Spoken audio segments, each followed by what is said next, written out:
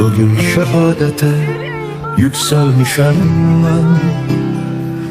Teki bölünmesin koyana vətən.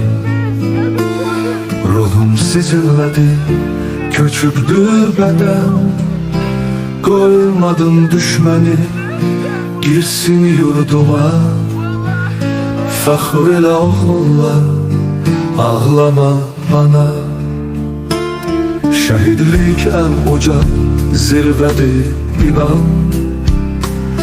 Bunu təsdiq edir müqəddəs Qur'an. Mənəm o əl çatmaz zirvədə duran. Cənnəti bəxş edir Rəbbim quluna. Fəxr elə mənimlə, ağlama ana.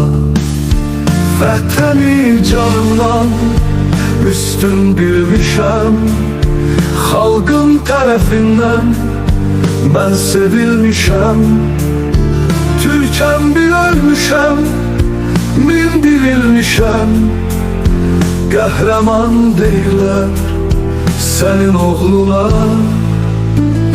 Fəxr elə mənimlə, ağlama ana.